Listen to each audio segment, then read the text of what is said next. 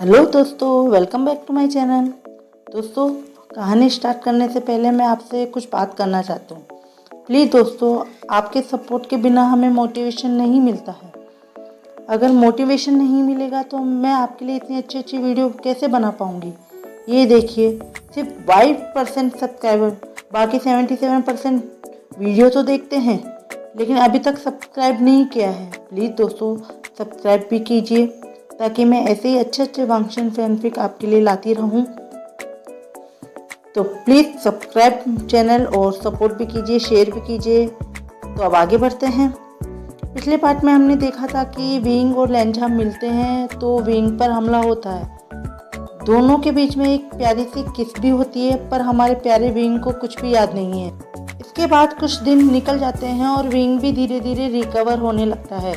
लेंझा wing का ध्यान बहुत अच्छे से रखता है, लेकिन लेंझा जब भी विंग से बात करने की कोशिश करता है, विंग या तो बात टाल देता है या वह युआन को मिलने का कहकर चला जाता है। कुछ कोशिशों के बाद जब विंग से लेंझा बात नहीं कर पाता है तो वह समझ जाता है कि विंग उससे बात नहीं करना चाहता और वह भी अपनी ड्यूटीज और विंग के ध्यान रखने के बाद मेडिटेट करने कोल्ड स्प्रिंग में चला जाता। विंग जानता था कि लेंझा उससे किस बारे में बात करना चाहता है और वह हर बार उससे बच निकलता था। उसे लेंझा के लिए बुरा भी लगता था, लेकिन हर बार ये सोचकर कि लेंझा के लिए यही ठीक रहेगा, वह चुप हो रह जाता था। उन दोनों के बीच के इस तनाव और दूरी को लैन सिचेन और युआन भी नोटिस करते हैं। एक दिन जब लैन चान क्लासेस ले रहा होता है तो विंग क्लाउड रिसेसेस में इधर उधर घूम रहा होता है। तभी उसके पास लैन सिचेन आते हैं और दोनों एक दूसरे को ग्रीट करते हैं। लैन सिचेन पूछते हैं कि मास्टर भी, अब आप कैसे हैं? तब विंग बोलता है कि जेवाजून, मैं अब ठीक हूँ और धन्यवाद मेरी परवाह करने के लिए। तब सिचेन बोलते हैं, वो तो आपको वांगजी को बोलना चाहिए। लेंझा का नाम सुनकर विंग थोड़ा उदास हो जाता है। सिचेन कहते हैं, मास्टर वी, क्या मैं आपको कुछ पूछ सकता हूँ? तब विंग नोट करता है। सिचेन बोलते हैं कि मास्टर वी, आपने इतना बड़ा और ऐसा फैसला लिया, मैं इस बारे में आपसे नहीं पूछूंगा कि आपने ऐसा क्यों किया, पर क्या आपको ऐसा नहीं लगता है कि इसमें वांगजी को भी शामिल किया जाना चाहिए था? तब विंग सिचेन की तरफ सवालिया नज़र से देखने लगता है। सिचेन फिर पूछते हैं कि क्या लेंझा का इसके बारे में जानना आवश्यक नहीं है? तब विंग नीची नज़र करके बोलता है, मुझे माफ़ कीजिएगा जेवाजून, मैं आपका अनादर नहीं करना चाहता, पर मैं आपके किसी भी सवाल का जवाब नहीं दे सकता। और ये कहकर वह जाने लगता है। तब सिचेन बोलते हैं कि इस फैसले से सिर्फ आप ही नहीं, मेरा भाई भी जुड़ा है और मेरे लिए उसकी खुशी भी उतनी ही मायने रखती है जितनी आपके लिए। तो एक बार इस बारे में ज़रूर सोचिएगा। ये सुनकर विंग बिना मुड़े चुपचाप वहाँ से चला जाता है और सिचेन साई करता है और कहता है, मैं जानता हूँ कि आपके इस फैसले के पीछे कोई बहुत बड़ी वजह है, पर वो क्या है? विंग जब जिंगशी में जाता है तो लेंझा खाना टेबल पर रखकर टेबल के सामने ही बैठा होता है। विंग को देखकर लेंझा बोलता है कि आओ विंग, खाना खा लो और आराम करो। तब विंग लेंझा के सामने बैठ जाता है और उसे देखने लगता है। विंग को इतना खामोश देखकर लेंझा पूछता है कि क्या हुआ है विंग?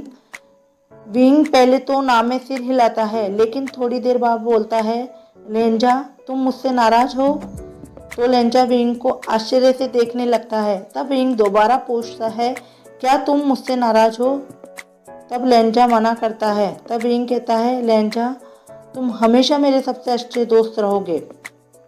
ये सुनकर लेंझा अपने मन में ही बोलता है, और मेरे लिए तुम मेरे सब कुछ, मेरे कल्टीवेशन पार्टनर रहोगे। इसके बाद लेंझा चुपचाप बैठा रहता है और कुछ वर्क करने लगता है। तब विंग उससे लाइब्रेरी जाने के लिए बोलता है तो लेंझा भी उसके साथ जाने के लिए खड़ा हो जाता है, लेकिन विंग उसे बोलता है कि तुम काम करो, मुझे थोड़ी देर का काम है, मैं अकेला चला जाऊंगा। और वह जिंगसी से बाहर लाइब्रेरी की तरफ चला जाता है। तभी रास्ते में उसे सुजेई और जिंगेई मिलते हैं जो उसकी तरफ ही आ रहे होते हैं। पहले दोनों मास्टर वी को ग्रीट करते हैं और कहते हैं कि अब आपकी तबीयत कैसी है? तब विंग मुस्कुराकर उन्हें आश्वासन देता है। तब जिंगे कहता है कि मास्टर वी, कल हम नाइट हंट पे जा रहे हैं, क्या आप भी हमारे साथ चलेंगे? हमें बहुत अच्छा लगेगा। तो विंग बोलता है कि लेकिन लेंजा मुझे नहीं जाने देगा। तब युआन बोलता है कि मैं बाबा से बात करूंगा। तब विंग मुस्कुराकर प्यार से युआन के माथे पे हाथ फेरता है और नोट करता है। फिर विंग उनसे बोलता है कि मुझे कुछ काम है, मैं तुम्हें बाद में मिलता हूँ। विंग के जाने के बाद जिंगई खुशी से चिल्लाने लगता है कि हमारी योजना का पहला पड़ाव सफल हो गया है। तब युआन उसे चुप कराकर बोलता है कि क्लाउड रिसर्च में चिल्लाना मना है और अगर कोई और सुन लेगा तो। जिंगे भी चुप हो जाता है और कहता है कि तुम हैंग वांगचुन से कब बात करोगे?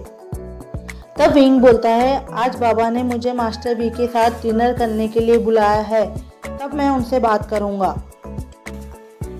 विंग लाइब्रेरी के सबसे कॉर्नर में चला जाता है और वहाँ कोई बुक ढूंढने लगता है। इधर लेंजा अपने वर्क को कंप्लीट करके जिंगजी से बाहर निकलता है। तब सिचेन उसके पास आकर बोलते हैं कि वांगजी, क्या मास्टर बी ने तुमसे बात की? तब वांगजी मना कर देता है। लैन सिचेन वांगजी से कहते हैं कि तुम्हें एक बार फिर कोशिश करनी चाहिए। तब लेंजा बोलता है, विंग उस बारे में बात नहीं करना चाहता तो मैं उसे फोर्स नहीं करूँगा।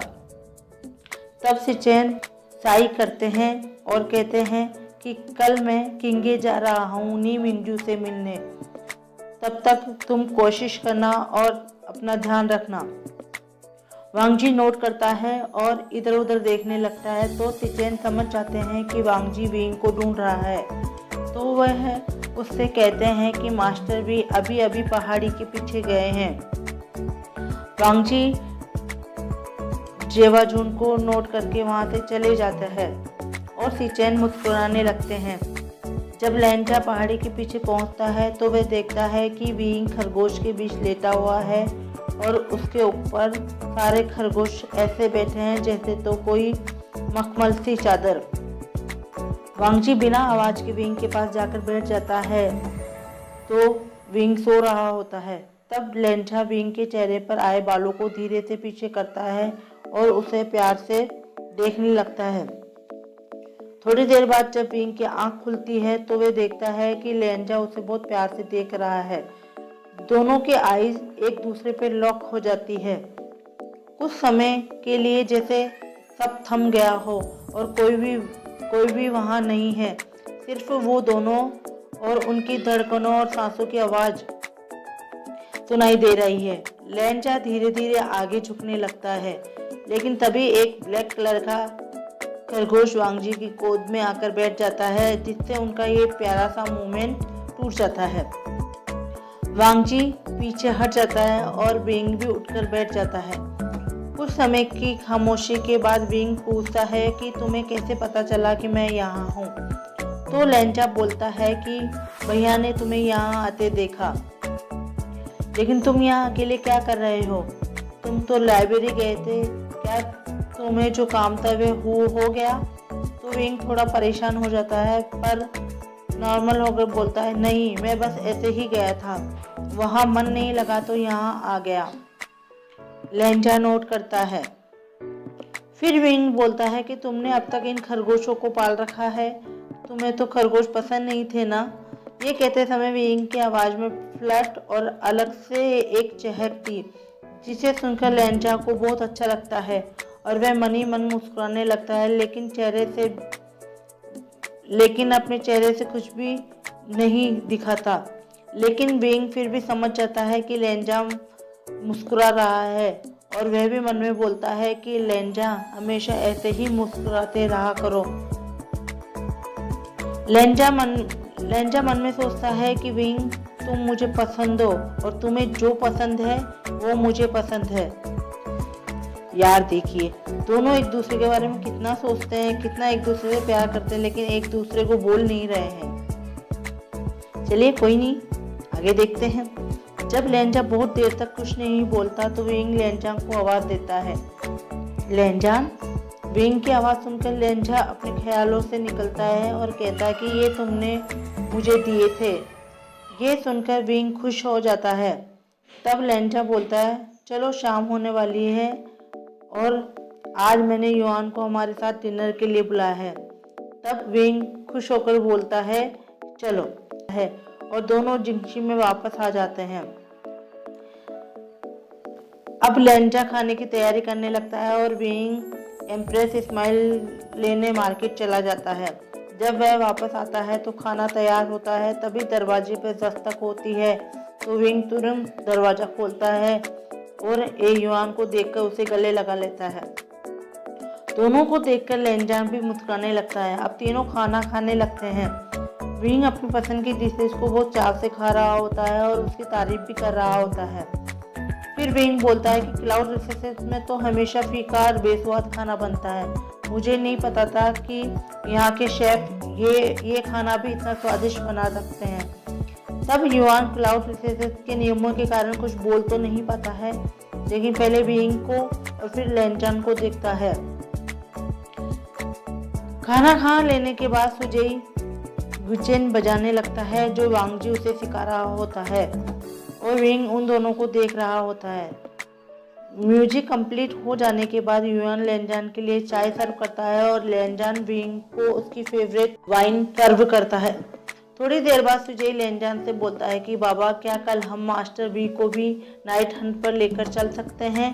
तो लेंजा तुरंत मना कर देता है और कहता है कि विंग अभी भी घायल है और वो पूरी तरह ठीक नहीं हुआ है। तभी विंग बीच में उसे रोकते हुए कहता है कि लेंजा मैं बिल्कुल ठीक हूँ और मैं भी युआन के साथ नाइट हंट पे जाना चाहता हूँ, और वैसे भी तुम तो हो ही मेरा ध्यान रखने के लिए और मुझे किसी भी परेशानी से बचाने के लिए। ये बात वो मजाकिया ढंग में बोलता है। लेंजा थोड़ी देर के लिए विंग को देखता है और विंग के आश्वासन देने के बाद वह राजी हो जाता है। नाइट हंट पर जाने की बात का फैसला हो जाने पर युआन विंग और लेंजा को गुड नाइट विश करता है और अपने रूम में आ जाता है, जहाँ जिंगई उसी का इंतजार कर रहा होता है और उसे देखते ही पूछता है कि क्या हेंगवानजुन मान गए हैं। तब युआन थोड़ी देर कुछ नहीं बोलता तो जिंगई को लगता है कि हेंगवानजुन ने मना कर दिया है, तो वह उदास हो जाता है। उसका चेहरा देखकर युआन मुस्कुराने लगता है। तब जिंगई समझ जाता है कि युआन उससे मजाक कर रहा है और वह बोलता है इसका मतलब उन्होंने हाँ कर दी है। अब हमारी योजना का दूसरा पड़ाव भी पूरा हो गया है। तो दोस्तों आज के लिए इतना ही। आपको क्या लगता है हमारे दोनों नटखट बच्चे ए युआन और जिंगई क्या योजना बना रहे हैं, और क्या उनकी ये योजना सफल हो पाएगी या नहीं? तो देखते हैं अगले पार्ट में। वीडियो पसंद आया हो तो please like comment and share. अगर विंग और लेंजा की ये प्यारी सी स्टोरी आपको अच्छी लग रही है तो प्लीज़ चैनल को सब्सक्राइब कीजिए, बेल आइकन दबाएं ताकि मेरी वीडियो अपलोड करते ही आपको नोटिफिकेशन मिल जाए। तो गाइस तब तक के लिए bye bye, take care, love wing and Lenja.